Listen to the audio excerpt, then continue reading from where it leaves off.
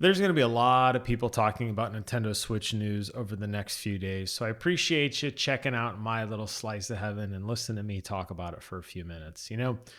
I am a huge Nintendo guy, not as big as a Sony guy, and I don't think I'll ever break my love for Sony, but this generation to me, Nintendo Switch has been the phenomenal second console.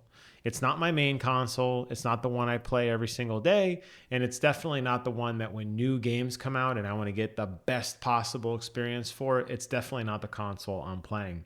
I don't think today's announcement of the Nintendo Switch 2 swayed my opinion in that. Yes, I'm going to try my darndest to get one like everybody and their mother April 9th. But it's not a console that's going to be my daily driver. A lot of the games that came out for it, I was thinking, that'd be really cool if I got that on PlayStation 5 Pro. And it's not to say that the Nintendo Switch doesn't seem to have some power to it. They did advertise 120 frame per second mode. A lot of the games are going to get that boost to 60 frames a second, like Zelda, a game that I quit playing because it was just too broken for me and the frame rate was too jittery, especially when you're building a lot of the really cool stuff. And I'm excited to revisit that world. And I'm excited to get back into Zelda and finish the story and do all the fun shrines and check out that cool Zelda app and have a blast with that game. But it's not the most powerful console in the world. It's not the daily driver that I want it to be. And honestly, I'm okay with that. Nintendo does have some great games, and I think they're okay with not being that. They are the kind of quirky console. They've always been that way. They've always kind of taken risks. Some of them have panned out, like the Wii. Some of them have not panned out, like the Virtual Boy. But the reality is Nintendo's always just been kind of doing their own thing. And honestly, they have a very, very dense log of IP to select from. So it doesn't surprise me that they're going back to the well for these games that have come out time and time and time again and finding new ways to innovate and new ways to make them exciting. And more importantly, games that we all want to play. Like an open world racing game has been around forever. Forza Horizon has perfected that formula 5-6 years ago. Ubisoft did it with The Crew 2. Kind of rebranding that platform. You've seen it in other places, but for some reason, there's a charm to it. There's a Nintendo feel to it with an open world Mario Kart game where you can drive around the hills of the Mushroom Kingdom and you're going to be able to go check out places like New Donk City or some of the other biomes that they have and just get lost in that rich IP. And I love it. And I can't wait to just aimlessly drive around as Mario or Yoshi. I didn't see Dry Bones. I hope Dry Bones is in there, but to aimlessly drive around and have a blast. And that's going to be a ton of fun to enjoy that content. Even with like the Donkey Kong game, they announced a new Donkey Kong game coming out. It's a semi-open world Donkey Kong game where you have a destructible environment. Well, how many games have had destructible environments in the last 20 years? A lot. But for some reason, it's that Nintendo charm. It's something familiar but new, and they keep finding ways to invigorate and spice up the old formula. And I'm excited for it. It's a day one purchase for me when it comes out. I'm very, very excited. I think the announcement that definitely caught me the most off guard had to be the exclusive From Software game. It's no secret that Sony has been really pushing hard to get exclusivity with From Software. It is no secret that they have a deep partnership, but the fact that they went out and got a deal with Nintendo is awesome. And the game looks great. Yes, it is a player versus environment. It's not a true single player, spiritual successor to the Dark Souls or Elden Ring formula that we have fallen in love with time and time again. But it's still a From Software game, and it's a exclusive on Nintendo Switch 2. That is amazing. Now, unless there's some shenanigans and it's a timed exclusive and we'll see it come to PlayStation or Xbox in the future, remains to be seen. But that announcement definitely caught me off guard, and I'm really, really excited for that. I think everything else that we saw was probably expected. We knew there'd be a new Metroid game. I think the fact that it could run up at a potential 120 FPS was definitely something I was very, very excited about. I think that a lot of the other games that we saw, some of the ports, some of the games that they selected to bring over as part of their upgrade program makes sense.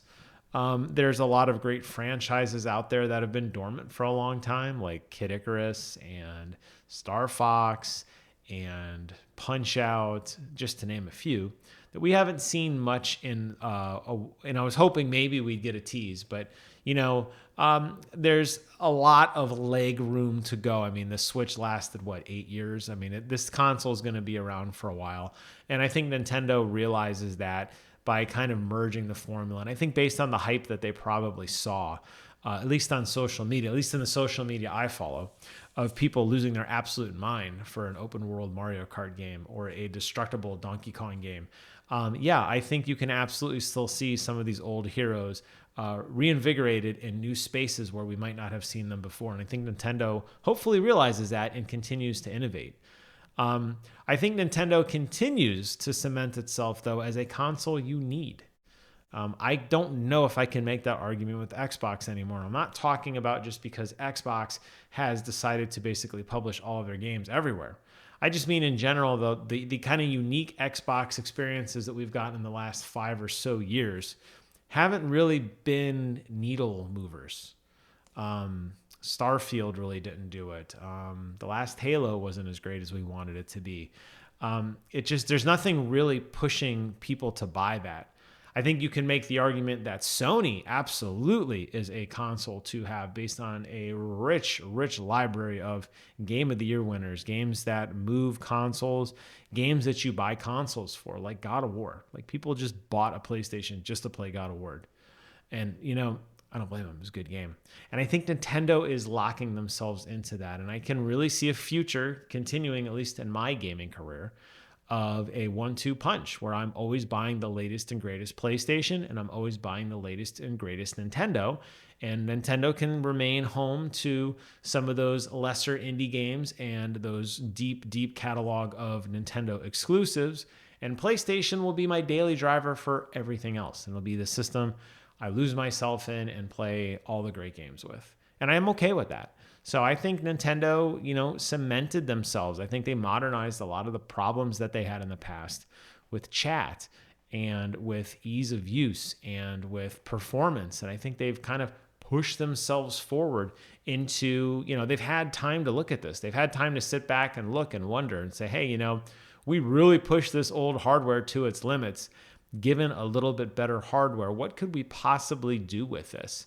And I think that this Direct came out swinging and it showed off that, yes, you're going to be able to do things you probably didn't expect to do in a Nintendo.